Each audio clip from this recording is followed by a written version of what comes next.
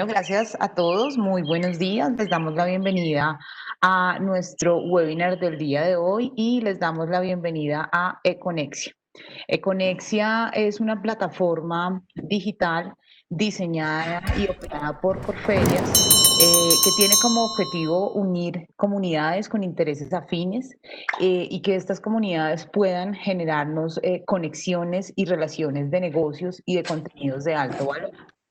Para eso, hoy nos está reuniendo nuestro ecosistema moda y el ecosistema moda hoy nos estará presentando un tema muy importante como la moda ética, diseño y las relaciones complejas que surgen dentro de esto. Nuestro speaker del día de hoy, gracias al apoyo de la Universidad Jorge Tadeo Lozano, es Gonzalo Raineri Bernain, candidato PhD en diseño de la Universidad Finisterra de Santiago de Chile.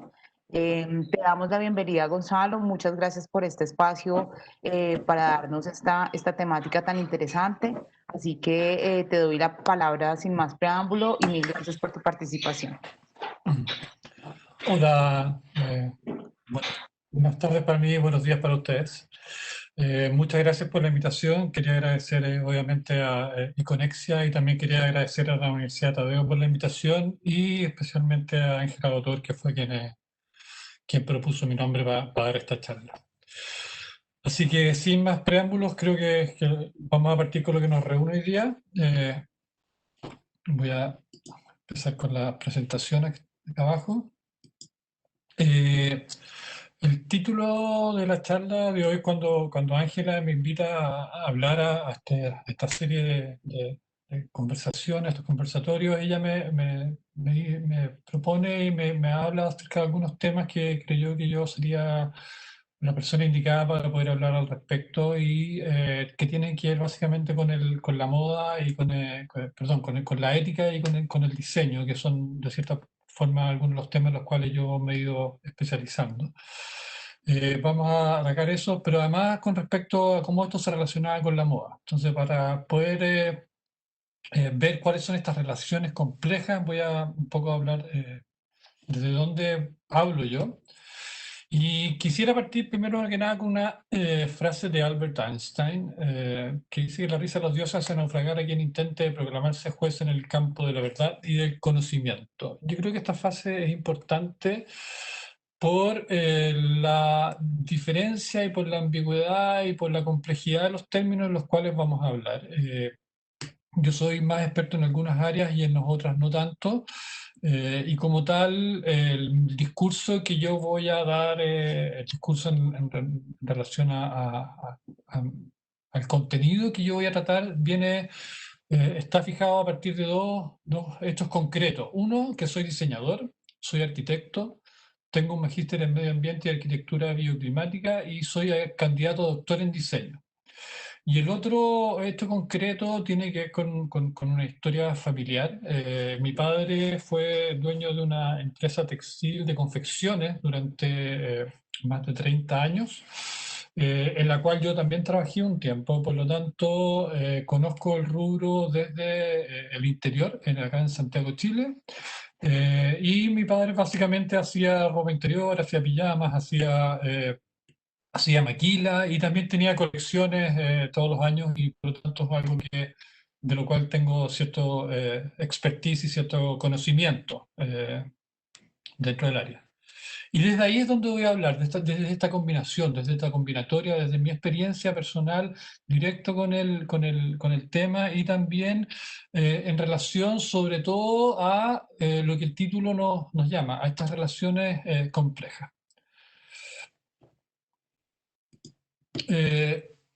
Yo lo que un poco colgándome la frase de Einstein, lo que vengo a hacer acá es a poner más preguntas que dar respuestas.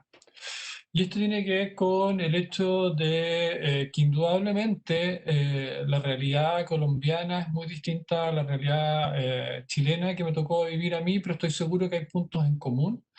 Y sobre todo me interesa poder desmitificar ciertos asuntos y ciertas palabras y ciertos contextos. Estoy seguro totalmente que no van a estar de acuerdo con todo lo que les voy a decir.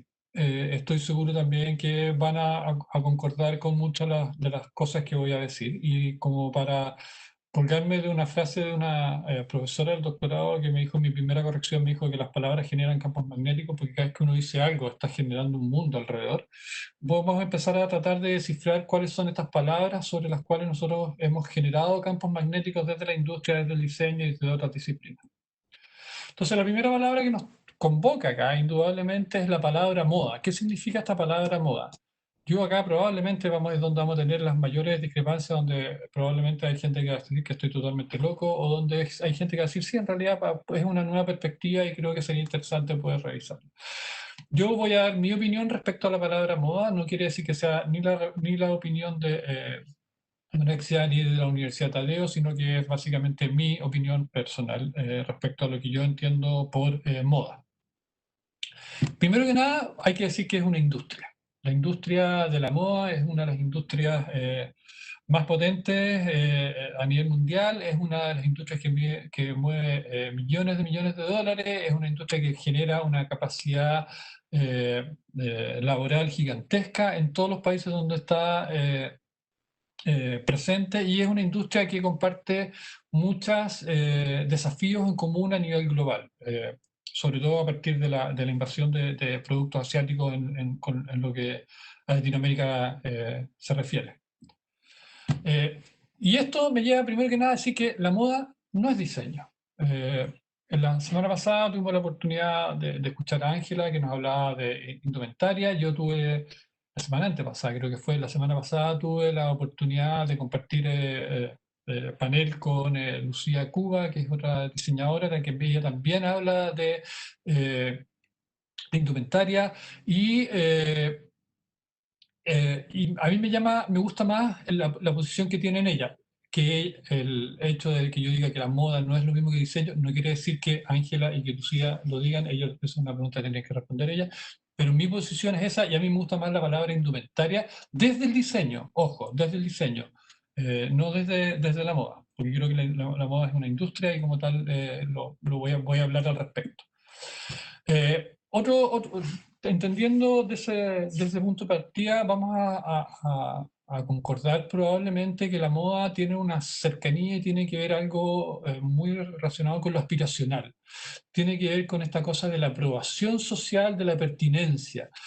Algo cuando se pone en moda es porque es aceptado socialmente, es algo, se establece un pacto entre distintos individuos, entre distintos grupos y deciden aceptar ciertas condiciones. Deciden aceptar, por ejemplo, cierto color, cierta tendencia, cierto patrón, cierta tela, y eso es lo que es la moda. La moda es totalmente aspiracional. Yo quiero ocupar eso que está ocupando tal figura. Yo quiero parecerme a tal persona porque quiero ser como él, porque quiero alcanzar su éxito, quiero tener por último su cariño. Tiene que ver con esta aprobación social, el sentirse parte de. Y la moda, por lo tanto, está relacionada también con colecciones. Las colecciones son y que tiene que ver con la relación con la industria, tiene que ver con cómo nosotros mantenemos esta industria funcionando. Y eso es a partir de la estacionalidad. Todas las estaciones indudablemente nos imponen condiciones distintas y uno tiene que ir indudablemente renovando su vestuario, su indumentaria. Por lo tanto, hay un tema de estacionalidad, no puedo ocupar la misma ropa en invierno o en verano, y tiene que ver con la diversidad en el sentido de que los grupos sociales, debido a esta moda de la cual hablábamos antes, de esta aceptación social, son múltiples, y es conocido la gente que busca tendencias, por ejemplo, referirse a las tribus urbanas, por ejemplo. Hay una diversidad de grupos distintos que tienen modas en común y que a veces se trasvasijan de un lado a otro o parten generalmente de manera en pequeños grupos que marcan tendencia, que están en la frontera, en la punta, y que después son incorporados al campo más masivo, más comercial. Y hay un factor que yo lo nombro el factor virginal y que tiene que ver con este deseo de tener lo nuevo, de tener lo puro, de tener eh, eh, tenerlo por primera vez. Hay una cosa que es inherente sobre todo a las sociedades en las cuales nos hemos visto inundadas de cierta forma por política neoliberal, donde lo nuevo toma más valor que aquello que tiene historia, y por eso existe la necesidad, que ya es una necesidad colectiva, de poder contar con el último elemento y no aquel que ya pasó de moda. La moda obviamente está asociada a la alta costura. La alta costura es una expresión que apunta básicamente hacia el lujo. La alta costura, como lo dice el nombre, es la vertiente más artística de la moda. Tiene que ver con la creación de piezas únicas en las cuales están apuntadas muchas veces o a un mercado de lujo, o muchas veces ni siquiera a ser utilizadas en la vía pública, sino que solamente a ser utilizadas como una herramienta de merchandising, básicamente como yo a través de un desfile de alta costura soy capaz de después no de vender los vestidos que están ahí, sino que de vender productos anexos, por ejemplo, perfumes, que es lo más conocido, y estoy seguro que todos ustedes concuerdan en esto. Esto hace que la moda, de cierta forma, como tal, sea desechable. ¿Por qué? Porque yo necesito cambiarla todos los meses. ¿Por qué? Porque necesito generar una rueda de que vaya en constante cambio, porque necesito mantener la industria funcionando. Y esto tiene que ver con que hace que la moda, de cierta forma, sea insustentable. Y por eso hay una palabra ahí que se contrapone a la sustentabilidad, y es una palabra de cierta forma inventada, que habla de la insustentabilidad. En la semana pasada, la antepasada, Ángela nos habló sobre cradle to cradle, de la cuna a la cuna, y también sobre economía circular, que tienen que ver con dos formas de cómo poder, de cierta forma, hacer que la moda sea y sea un poco más amigable con el medio ambiente. La moda, por otro lado, es una estrategia de ventas. Como decía antes, la moda tiene que ver con esta cosa de generar nuevas colecciones, que tiene que ver con mantener la industria viva, y eso tiene que ver con la rotación de inventarios. Yo necesito vender permanentemente porque necesito rotar los inventarios. O sea, en el fondo, first in, first out.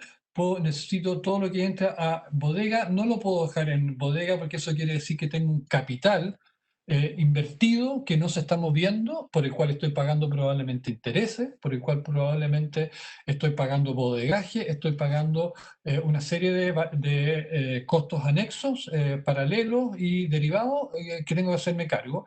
¿Por qué? Porque lo que me interesa es obtener un retorno de capital, un ROI, lo más rápido posible. Muchas veces lo que se hace es intentar, debido a la lucha comercial, especialmente con el mundo asiático, de poder generar lo más rápido posible la circulación del capital, porque yo no puedo muchas veces en mercados más restrictivos, en mercados de consumo masivo, por ejemplo, no puedo marginar tanto los precios debido a que estoy compitiendo con una competencia asiática que compite por precio. Ahora también están compitiendo por calidad, indudablemente, pero básicamente es por precio, donde yo necesito, no puedo marginar más de un 5, un 10, un 20, un 30%, y no puedo pasar de eso. ¿Qué es lo que hago entonces para poder obtener una mayor ganancia? Tengo que vender mayor cantidad, y por lo tanto eso me implica a llegar a tener una mayor cantidad de colecciones, de manera de que la plata alcance a dar vuelta más veces durante el año, y que no sencillamente tenga 4 temporadas, sino, como nos decía Ángela antiguamente en su presentación, efectivamente hay líneas que tienen hasta cerca a las 20 colecciones anuales. Y cada una de ellas, además, va dirigida a un distrito, a un distinto estrato, a un distinto subgrupo de pertenencia, a un distinto margen de moda, a un distinto deseo y a un distinto sueño aspiracional.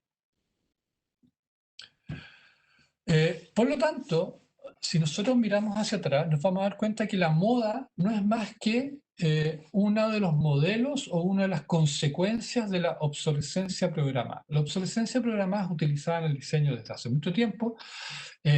Es un concepto que parte, que nace en la economía, no nace en el diseño. Es un economista que se llama Bernard London, el que plantea, después de la recesión entre las dos guerras, en la Gran Depresión de principios del siglo XX, él plantea sacar una ley en Estados Unidos en la cual se obligara a las personas, después de un tiempo, a devolver los productos a la fábrica. Por ejemplo, si yo compraba un refrigerador, después de 5 años tenía que devolver el refrigerador por ley, era lo que Bernard London planteaba, de manera de poder echar a andar la máquina de la empresa, de la alicaída economía mundial, y de esa forma se garantizaba que las fábricas iban a tener permanentemente la posibilidad de vender refrigeradores. Ya no se compraba un refrigerador de por vida, sino que sencillamente cada 5 años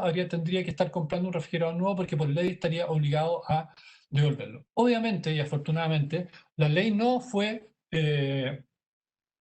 aplicada. Sin embargo, no fue dictada, sin embargo, sí fue aplicada. Y el caso más conocido probablemente que algunos de ustedes conocen es el cartel de las ampolletas. Los fabricantes los grandes 5 fabricantes de ampolletas de la época, estamos hablando de 1930 aproximadamente, decidieron limitar la vida útil de las ampolletas. Las ampolletas, hasta antes de que se pusieran de acuerdo, y ellos generan lo que se llama un cartel, que es ponernos de acuerdo de manera de poder fijar ciertos parámetros que van en desmedro generalmente del consumidor, pero en beneficio de las empresas. Y ellos lo que decían es que las ampolletas desde ese momento en adelante no iban a poder durar más de 1000 horas encendidas. En Estados Unidos, hasta hace poco, no sé si todavía estará, hay una bomba, hay un cuartel de bomberos que tiene una ampolleta prendida hace más de 100 y tantos años y le hacen ceremonias y fiestas y le cantan el cumpleaños feliz a la ampolleta que lleva prendida. O sea, las ampolletas tienen la capacidad real de durar más allá de las 1000 horas. Pero ellos lo que hacen es se ponen de acuerdo y a nivel mundial obligan a todas las fábricas de ampolletas a nivel mundial de manera de que las ampolletas no duren más de 1000 horas. Y eso que es lo que hacía, les garantizaba, de cierta forma, esta obsolescencia programada en el producto. La moda es exactamente eso. La moda lo que hace, que es otra forma de obsolescencia programada, que también lo utilizan, por ejemplo, los automóviles. Los automóviles de manera de poder garantizar que la compra de nuevos modelos, lo que van haciendo es que todos los años cambian ciertos aspectos del auto. De manera que el año siguiente el foco delantero que era cuadrado pasa a ser un foco con forma de ojo y el año siguiente va a tener otra forma y así sucesivamente, de manera que uno cuando va manejando el auto dice, mi auto todavía tiene el foco cuadrado y el de al lado tiene el ojo triangular. Él es más nuevo que el mío, por lo tanto yo necesito cambiar mi auto. Hay un aspecto psicológico que tiene que ver con este deseo de pertinencia al cual hablábamos adelante. Otra forma de obsolescencia programada, por ejemplo, que tiene que ver con por software, por ejemplo, los teléfonos van quedando obsoletos no porque físicamente se echen a perder, sino que sencillamente porque el sistema operativo va cambiando hasta que llega un momento en que uno ya le cancelan las actualizaciones y por lo tanto uno está obligado a cambiar el teléfono cada cierta cantidad de años. La moda es exactamente igual. Los tacos altos están en una temporada, el año siguiente el taco va a ser bajo. Es una moda, la moda básicamente es una forma de obsolescencia programada. Esto quiere decir que la moda, al ser una obsolescencia programada, tiene un gran problema ético detrás. Y eso tiene que ver con algunos de los aspectos que vimos ahora. Básicamente, y esto nos lleva a el antropoceno. Desde el momento en que nosotros definimos que un refrigerador va a durar 5 años, que una ampolleta va a durar 1000 horas, que el auto tengo que cambiarlo cada cierta cantidad de años, que el teléfono tengo que hacerlo, que la ropa la tengo que cambiar todos los veranos porque la ropa que tengo del verano pasado ya no me sirve porque el año pasado estaba de moda el color carmín y ahora tengo de moda el color jazmín, que es distinto, entonces por lo tanto ya no puedo andar fuera de moda. Eso nos ha llevado indudablemente a una situación que colinda y que nos presenta la primera gran relación compleja que tiene que ver con la ética. Y es porque básicamente hemos llevado al planeta a una situación de deterioro medioambiental, no solamente por la moda, sino que por todo el sistema capitalista y neoliberal en el cual estamos insertos, donde la moda y obviamente la obsolescencia programada en todas sus manifestaciones, dentro de las cuales la moda es una de ellas, tiene que ver con el deterioro que estamos haciendo sobre el planeta y eso tiene que ver con el antropoceno. El antropoceno básicamente es aquella condición, es aquella época geológica en la cual el hombre ha cambiado la constitución del planeta. Nosotros ya hemos modificado prácticamente la totalidad de los ríos, poniendo en alto porcentaje, sacando las aguas y poniendo represas en ellos. También hemos modificado la composición química del aire. Hemos destruido y talado más de la mitad de los bosques a nivel planetario. Hemos eliminado un alto porcentaje de mamíferos a nivel planetario y el aire ha sido modificado su composición química y los océanos están totalmente acidificados también. O sea, el hombre con su accionar, con este deseo de renovación, lo que ha hecho es cambiar y poner en jaque el futuro del planeta Tierra. Entonces, si nos encontramos eso, preguntémonos, bueno, ¿qué es lo que es la ética? Esta va a ser la parte que vamos a tocar más, de cierta forma, más superficialmente dentro de esta presentación y nos vamos a hacer cargo de algunos puntos que yo creo que es donde tenemos la mayor concordancia. Básicamente, la ética es aquella disciplina, aquel pensamiento filosófico que se preocupa del bien común. En donde aquello que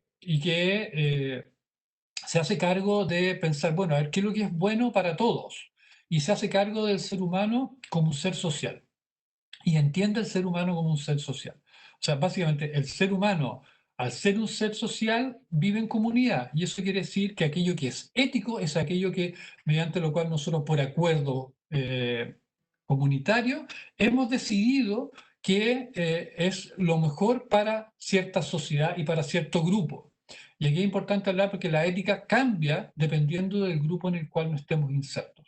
Aquello que es ético de cierta forma, que aquello que es correcto, que apunta al bien común en una sociedad, no necesariamente va a ser lo mismo en otra sociedad.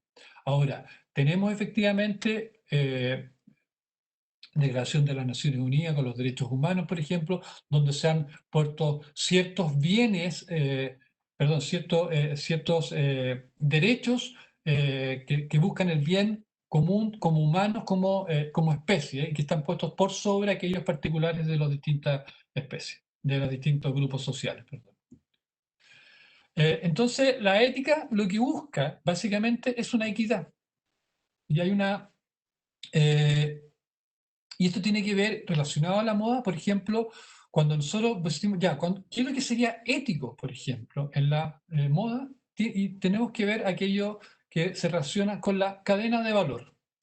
Acordémonos que estamos hablando de una industria y por lo tanto la cadena de valor, que es todo el proceso productivo involucrado desde la extracción de las materias primas, de la fabricación de estas, de la manipulación, de su traslado, de la fabricación del producto final, del despacho, de la comercialización, de la financiación, todo eso es la cadena de valor. Y todo eso es aquello que partió en un estado es modificado por distintos eh, eh, participantes y que le van agregando cada uno un poco más de valor, hasta que finalmente llega a las manos del consumidor. Esa cadena de valor completa es la que, en términos éticos, debería tener una equidad. esa cadena de valor, como todos sabemos, no presenta generalmente una equidad y hay algunos puntos dentro de esa cadena que indudablemente se llevan gran parte de los beneficios en relación a otros, generalmente asociados hacia el final de la cadena de valor y no al principio que están las materias primas. La ética tiene que ver con la responsabilidad social y generalmente tiene que ver con la responsabilidad social de las empresas y tiene que ver con cómo las empresas se presentan frente a sus usuarios, a sus clientes. Ahora, esa es la posición eh, tradicional de la responsabilidad social. ¿Cómo hago yo que mi cliente, que mi usuario me vea como una empresa responsable socialmente? Eh, y antiguamente lo que se hacía era sencillamente poder presentar ciertas acciones, ciertas características, sin preocuparse de esta cadena de valor que nosotros hablábamos antes, sino que era sencillamente presentarle una imagen a mi usuario final, que era en el fondo quien compraba mis productos. Afortunadamente, ahora las empresas B son empresas que están empezando a ver los negocios de una forma distinta, que se están preocupando de toda esta cadena de valor, inclusive más allá de lo que ellos tengan injerencia, sino que a través de la decisión ellos se están dando cuenta de que pueden decidir, por ejemplo, cómo se fabrica cierto material, porque sencillamente es a través de la elección de quién me va a proveer los materiales. O las empresas B generalmente hacen participación de ingresos. Y eso es lo que se ha dado cuenta últimamente estas empresas, es que es súper buen negocio. ¿Por qué? Porque los clientes se encargan de beneficiarlas frente a aquellas empresas que no, que solamente tienen una imagen de responsabilidad social, versus aquellas que efectivamente en toda su cadena de valor tienen una preocupación desde la producción hasta la comercialización, inclusive, como lo decía muy bien Ángela hace 2 semanas, con políticas que van más allá de la venta del producto. Eso quiere decir que la ética es responsabilidad compartida, donde el usuario y la empresa se hacen partícipes y son parte de la ecuación, donde los usuarios son quienes eligen, y eso es importante, y las empresas tienen, sobre todo aquellas que son y que va a ser el Internet, aquellas que son empresas tipo B, que son aquellas que están preocupadas de la cadena de valor, son las llamadas a educar al usuario. Las empresas son las llamadas a educar, a pesar de que generalmente la presión viene desde el usuario hacia las empresas y las obliga de cierta forma, y eso tiene que ver con la elección del usuario al momento de comprar. Otra forma de responsabilidad compartida son las cooperativas, básicamente donde en muchas partes la cadena de valor, esta de que hablamos, básicamente toda la cadena productiva, entra en instancias de cooperativas donde los productores, fabricantes, empiezan a ser todos copropietarios de las empresas que fabrican ciertos productos, ciertos insumos, en este caso moda. Por lo tanto, aquí vamos a entrar y vamos a decir, bueno, la ética es diseño. Y aquí voy a hacer una relación. Así como antes decía que la ética no era moda, aquí voy a decir que la ética sí es diseño. Pero para que sea diseño, vamos a ver ciertas características con las cuales tiene que cumplir de manera que sea diseño. Entonces, lo primero de todo, ¿qué es lo que es diseño? Para que el diseño sea ético, tiene que ser tenemos que hablar de codiseño, es decir, que es un diseño participativo y representativo. ¿Participativo con quién? Con toda esta cadena de valor que hemos visto antes, o sea, básicamente desde los productores de materia prima hasta el usuario final. Y eso es codiseño, de manera de poder trabajar en conjunto con quienes producen las materias primas, con quienes producen los diseños, con quienes producen los telares, con quienes producen inclusive con quienes producen los alimentos con los cuales alimentamos, por ejemplo, las ovejas que nos van a producir lana posteriormente. Y una empresa que se diga una empresa responsable socialmente tiene que estar y tiene que mirar todas esas participaciones. y tiene que participar en todos esos procesos y tiene que verse representada en todos ellos, así como todos ellos tienen que verse representadas en este proceso de diseño. O sea, es decir, tiene que ver con las relaciones que se cumplen en este proceso, en esta cadena productiva, la cual el diseño es parte de ella. Y el diseño básicamente vamos a asociarlo a una serie, básicamente a 7 características. Una de ellas son las relaciones, y estas relaciones se dan a nivel del entorno, como el diseño de moda, se relaciona con su entorno no solamente inmediato, sino con su entorno lejano también, inclusive con aquellas situaciones que se dan fuera de nuestro territorio, fuera de nuestro país. Se da con las relaciones que se dan de manera disciplinar, o sea, internamente, cómo los diseñadores se relacionan entre sí.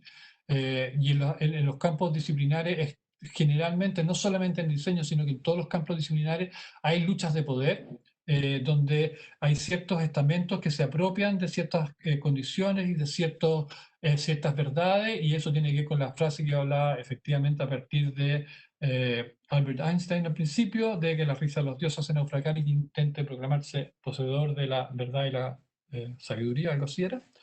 Y tiene que ver con que se instalan ciertas verdades dentro de las disciplinas y esas verdades no son cuestionadas. Es importantísimo poder cuestionar esas verdades si es que nosotros queremos efectivamente poder avanzar y hacer un diseño eh, más amigable con el medio ambiente, un diseño más responsable socialmente. Y indudablemente el diseño también tiene relaciones que son transdisciplinares, que tiene que ver con cómo se relaciona el diseño con las demás disciplinas, con la economía, con la ingeniería, con la bioquímica, con la medicina, con la antropometría, con una serie de otras disciplinas y otras áreas del conocimiento.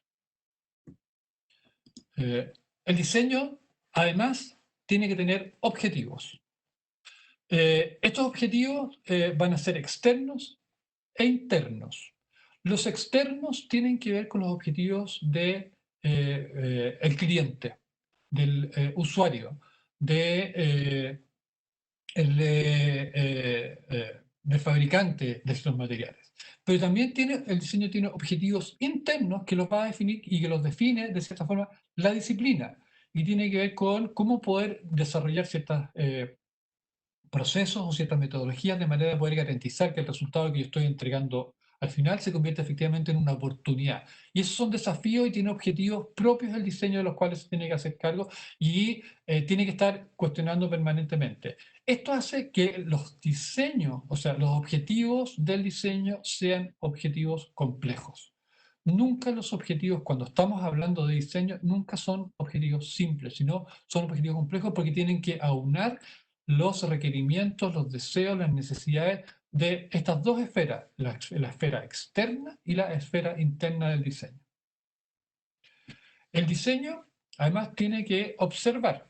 Si queremos hacer un diseño sustentable, si queremos hacer un diseño responsable, tiene que observar, porque el diseño generalmente lo que pasa, y es lo que sucede cuando hablamos de alta costura muchas veces, se mira a sí mismo y se queda entrampado en una solución que de verdad no tiene mucha relación con qué, con estos objetivos externos o internos, sino que tiene que ver con escuchar y con investigar. El diseño va a poder tomar buenas decisiones si es capaz de entender su entorno, si es capaz de investigar nuevas formas de modificar su accionar o aquello, de poder investigar aquello que aun cuando lo está escuchando en su entorno, por ejemplo, las necesidades de los clientes, las necesidades de una cierta industria, las necesidades de ciertos productores, la información que recibe no es suficiente.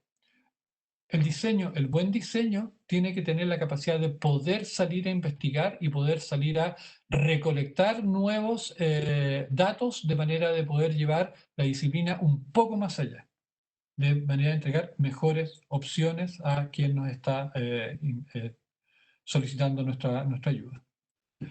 El diseño necesita y tiene metodologías claras. Estas metodologías son procesos que están definidos, son procesos que son dinámicos y que van cambiando durante el tiempo.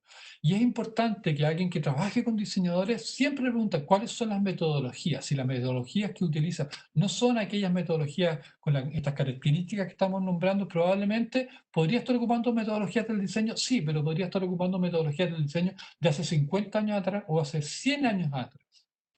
Otra cosa que es importante señalar y tener súper claro que las metodologías de diseño son de diseño. Y en ese sentido, el diseño no es arte. Sí compartimos muchas cualidades y muchas características con el arte, pero los diseñadores no somos artistas. Aquí probablemente hay mucha gente que no va a concordar conmigo, pero tenemos objetivos distintos. Uno de los objetivos del arte es que yo pueda interpretar aquello que me está diciendo el artista. El objetivo del diseño es que yo no interprete, es yo tengo que tener claridad y la certeza de que lo que me están diciendo o lo que yo estoy viendo es de esa forma. O sea, el diseño busca justamente lo contrario al arte. El arte busca que la imaginación vuele y el diseño lo que busca es que no vuele la imaginación, sino que tenga la capacidad de poder decir, aquí no hay margen de error, el botón es ese para apretarlo. Entonces, en ese sentido, mi opinión es que el diseño y el arte son primos hermanos de todas maneras, pero que no son lo mismo. Y porque tiene metodologías y tienen objetivos y una serie de características que son distintas. El diseño, además, tiene el tema de las materialidades y la materialidad tiene que ver principalmente, si queremos hablar de diseño sustentable, tiene que ser materiales, sobre todo en la actualidad y sobre todo por todas las exigencias y todas las razones que hemos visto hasta ahora, inclusive desde la necesidad, desde la moda, desde esta obsolescencia programada, de la cual hablamos, es decir, ok, hay un grupo social que ha puesto de moda la sustentabilidad, por lo tanto yo voy a hacer, y eso tiene que ver con la moda, voy a poner de moda aquello que es sustentable. Los materiales pasan efectivamente por ese tema de la moda, de que aquello que es sustentable está de moda, pero hoy en día esa moda no es una moda pasajera, sino que es algo que vino a quedarse y que tiene que ver con este concepto que hablábamos sobre el antropoceno.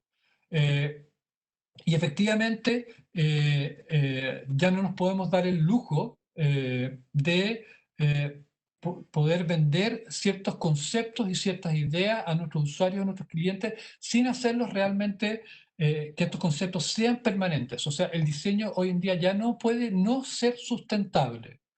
Indudablemente hay un tema de costo de por medio y eso es algo que va a tener que ir evolucionando con el tiempo. O sea, todavía efectivamente, Ángela también lo nombró en su charla pasada, también hay un costo que los productos sustentables por un tema única y exclusivamente de economía de escala siguen siendo más caros. Pero si el mercado, si la moda se hace cargo de ocupar sus estrategias de venta y decir lo sustentable está de moda, indudablemente que estos costos van a bajar y eso va a traer un beneficio que se relaciona con la cadena de valor, con el deterioro del medio ambiente y que efectivamente va a ser un beneficio para todos, para el bien común, en relación a este problema ético del cual hablábamos en la mitad de la charla.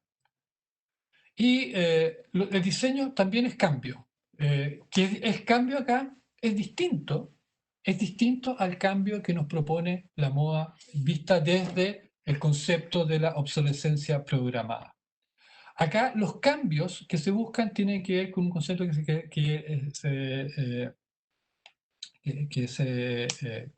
al cual me refiero yo y que lo he visto también visto por otras partes como el diseño líquido o el diseño elástico, que tiene que ver cómo el diseño se va adaptando a los distintos escenarios en los cuales va jugando un papel. Los escenarios en los cuales nosotros nos movemos hoy en día son tremendamente frágiles porque hemos llegado a generar estructuras sociales, hemos llegado a generar estructuras financieras, estructuras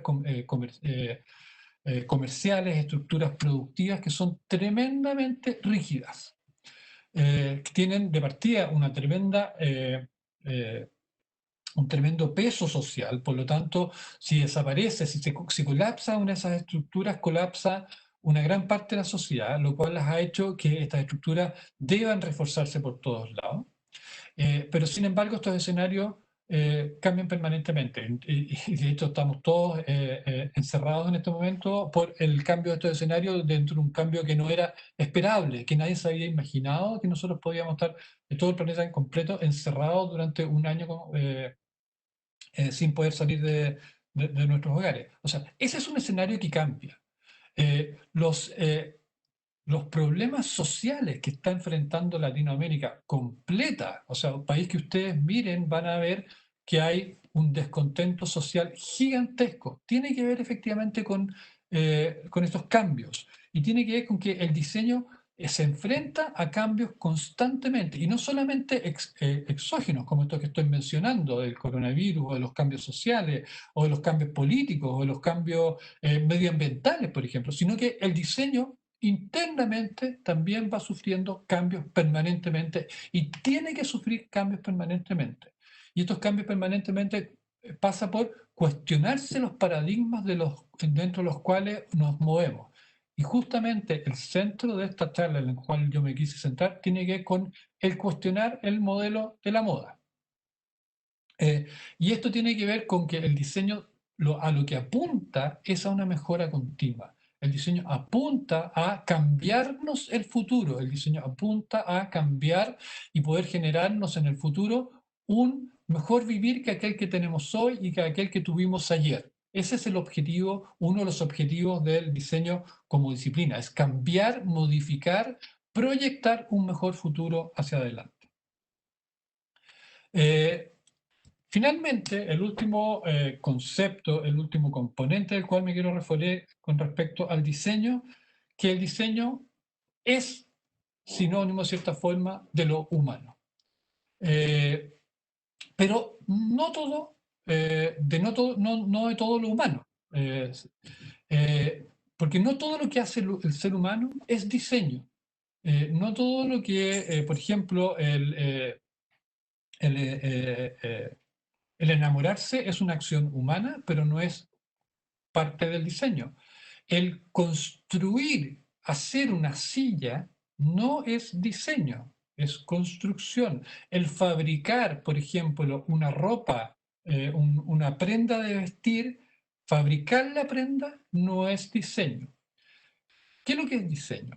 El diseño básicamente es complejidad. Son estos 7 elementos, estos 7 componentes a los cuales yo me refería ahora, interrelacionados directamente, y que obligan a trabajar con una multiplicidad de variables distintas, lo cual hace que el diseño sea tremendamente complejo.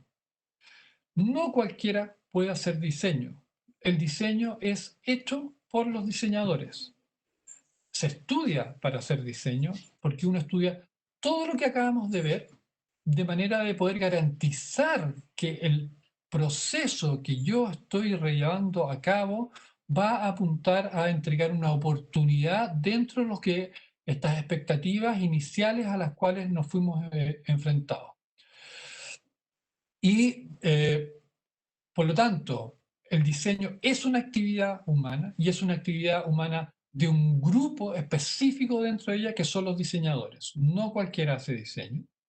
Cualquiera puede hacer protodiseño, que es una forma distinta. El protodiseño carece de ciertas características y de cierta expertise y de ciertos componentes, y generalmente lo que sucede es que nos quedamos o con el lado estético, muy asociado a las bellas artes, pero yo, por ejemplo, desde el momento en que yo me olvido de la sustentabilidad, me olvido de los intereses del usuario, me olvido de la materialidad, me olvido del costo, me olvido del proceso productivo, me olvido de una serie de elementos haciendo diseño, porque el diseño es complejo y el diseño tiene que encargarse de esta multiplicidad de distintas variables.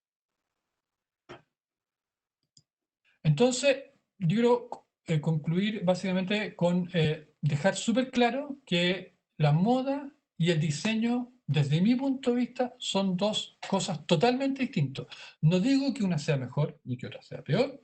Sí creo que el diseño es una estrategia marketing, es una estrategia que es utilizada de manera de poder garantizar la subsistencia de una industria, que me parece de todo lógico, porque en el fondo ese es su objetivo, pero no tenemos que confundir, desde mi punto de vista, lo que es moda con lo que es diseño, así como en otras veces he dicho que no tenemos que confundir lo que es arte con diseño.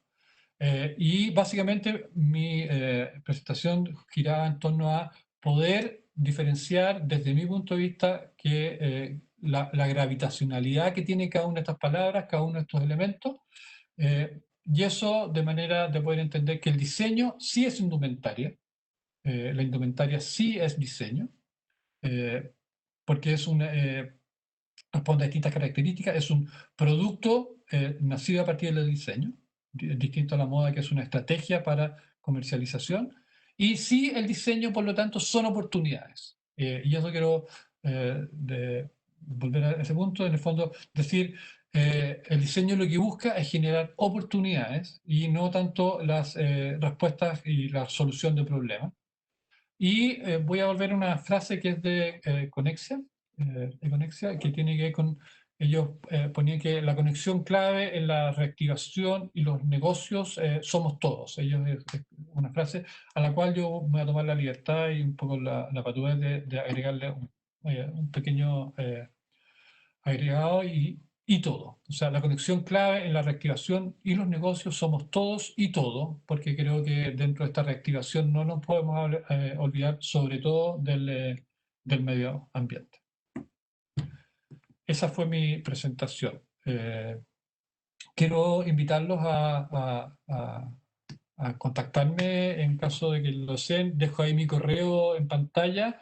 Está también el nombre Big Bang Thinking, que es como me van a poder encontrar en la mayoría de las redes sociales. Estoy en Facebook, en Pinterest, en YouTube. En YouTube tengo una serie de videos, algunos, la mayoría de ellos están en inglés, donde trato muchos de los temas que hablé ahora, están tratados ahí y estoy subiendo videos bastante seguidos, así que los invito a seguirme ahí. Y Marcela, no sé si Gracias. Vale, Gonzalo, sí. muchísimas gracias. Gracias por esta importante conferencia que nos han dado, estas reflexiones frente a la moda, a la ética y al diseño y cómo de manera transversal abordamos temas importantes que se deben dar desde estos cambios que nos ha presentado este año, como tú lo decías, y nos hemos enfrentado pues a temas donde nos cuestionamos temas de responsabilidad social, por ejemplo, temas de sustentabilidad.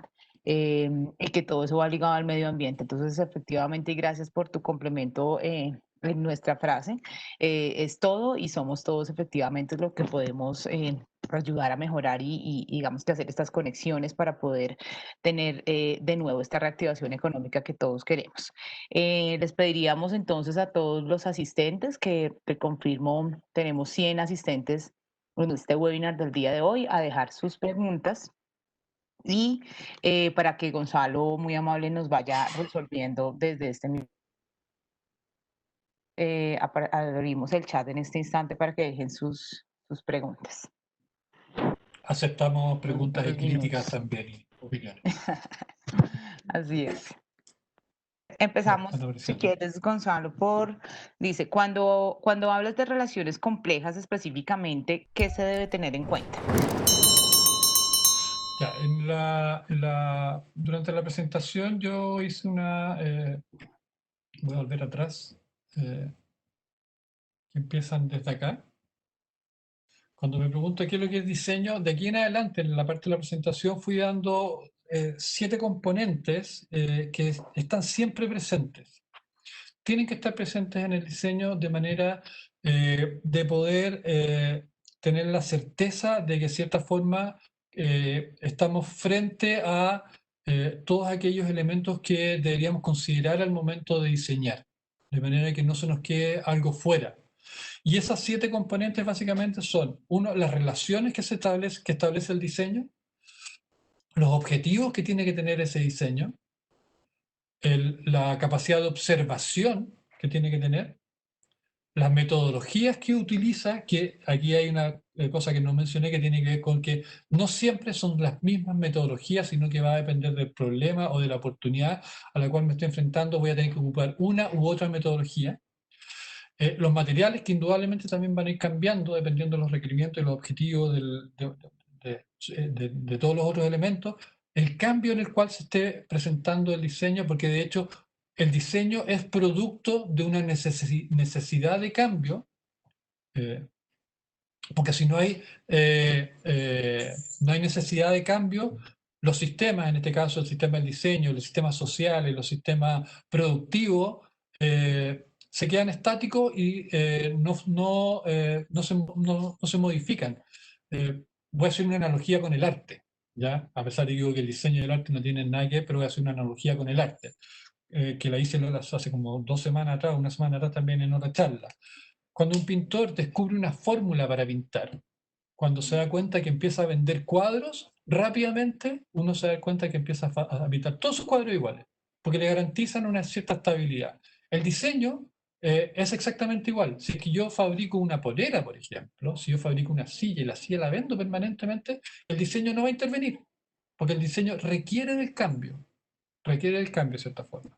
Y obviamente el último componente es el componente humano, que es el más importante, que es el quien ejecuta y a quién va dirigido el diseño. El diseño va dirigido única y exclusivamente al ser humano. No va dirigido ni al medio ambiente, ni, por ejemplo, a un animal, ni a otro, ni a un territorio. No, el diseño va dirigido a cumplir ciertas expectativas, ciertos deseos, ciertas ambiciones que son producto del ser humano. Y cuando me refiero a estas relaciones complejas, son estas, es la conjunción de estos 7 componentes, de estos 7 elementos, los que tienen que estar presentes. Y como cada uno de ellos tiene una dimensión infinita hacia adentro, es súper complejo el diseño. Y por eso planteo que el diseño tiene que ser realizado por diseñadores. Porque si no es realizado por diseñadores, cometemos errores, o por diseñadores que no se actualizan permanentemente, o por diseñadores que usan, por ejemplo, siempre el mismo material, o por diseñadores que usan siempre la misma metodología. O sea, el diseño implica complejidad porque los problemas, las oportunidades son siempre distintas. Por lo tanto, las variables que yo tengo que utilizar para poder responder y dar respuesta a lo global me estoy enfrentando es distinto. No sé si eso responderá la pregunta respecto a la complejidad. Gracias, Gonzalo. Tenemos otra pregunta. ¿Qué mensaje le darías a los importadores de textiles? A los, perdón, ¿importadores o exportadores? Importadores. Ya, Nos pregunta Guber Sora. ya. A ver, eh, voy a tratar de hacer un comentario respecto a la importación de productos. Y esto un poco relacionado con la historia familiar de Comercial Vicio a la cual me refería al principio. Un pequeño paréntesis ahí. La empresa de mi padre fue fabricante de telas. Posteriormente fue fabricante le agregó valor y empezó a fabricar la indumentaria, las prendas con esta tela, y posteriormente empezó a importar telas y después terminó importando las prendas hechas desde China, hasta que ya efectivamente los grandes almacenes y todo empezaron a hacer importaciones directas, y eso obviamente mató la industria textil en Chile. En Chile ya prácticamente no existe industria textil. Entonces, la importación es una estrategia comercial, de igual forma que la estrategia de la moda. Son estrategias que buscan, a lo que me refería yo, el retorno de capital, y que buscan básicamente el retorno de la inversión y la rotación de inventario. Entonces, yo creo que es importante tener en cuenta que cuando uno hace importación, lo que se está haciendo de cierta forma es desvincularse un poco de la situación de mi entorno inmediato y poniendo en primer lugar, los intereses de la empresa. Ahora, tenemos claro de que no podemos competir por precio ni por calidad, inclusive muchas veces ya con lo importado, porque efectivamente ellos tienen mejores telares, tienen un sistema productivo que es más económico, un montón de cosas. Entonces nosotros tenemos que decir, bueno, si yo no puedo competir en esa área, ¿cómo puedo yo acá, en el caso de ustedes, en Colombia, aquello que yo importo, agregarle valor dentro de mi territorio? Entonces yo creo que es, importo telas, ojalá que sean telas que respondan a la realidad local y que aquella, ¿cómo hago yo para agregarle valor? Y ese valor se lo van a poder agregar a través del diseño. Entonces, mi consejo es básicamente, sí, hay uno importa, o sea, todo aquello, debido a la globalización en la cual estamos, todo importamos. El computador con el cual estamos trabajando es un computador importado. La tela es algo importado. Pero ¿cómo le agregamos nosotros valor en nuestra situación local? O sea, mi consejo sería pensar cómo a esta tela le agregamos valor de manera local. Gracias, Gonzalo. Tenemos una última pregunta.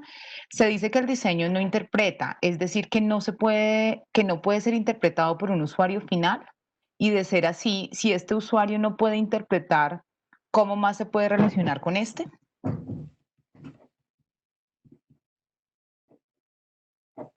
Ya. Aquí hay sí, yo cuando hice la diferenciación entre arte y diseño, dije que el arte apuntaba hacia la interpretación y que el diseño apuntaba hacia la claridad del mensaje, de cierta forma, la no interpretación. Esos son los objetivos finales. La verdad es que, y tiene que ver un poco, lo voy a relacionar con el concepto de complejidad que nos hablaban de ser. Uno apunta a tratar de, como diseñador, de eh, cerrar el margen de error lo máximo posible. Uno apunta, por ejemplo, en el diseño de una interfase, en el diseño de una vestimenta, uno apunta a que el mensaje que ese artículo, que ese objeto, que esa imagen que yo estoy creando como diseñador, el margen de interpretación sea lo mínimo posible. Ahora, como ese objeto va a estar expuesto no a solamente un individuo, sino que va a estar generalmente a un colectivo de individuos, cada uno de ellos podrán tener de cierta forma ciertos patrones o ciertas concepciones comunes, pero no van a ser en su totalidad uno igual al otro. Por lo tanto, la interpretación es algo que sí va a estar presente, pero va a estar presente desde el observador y que el diseñador tiene que tomarlo en cuenta. Pero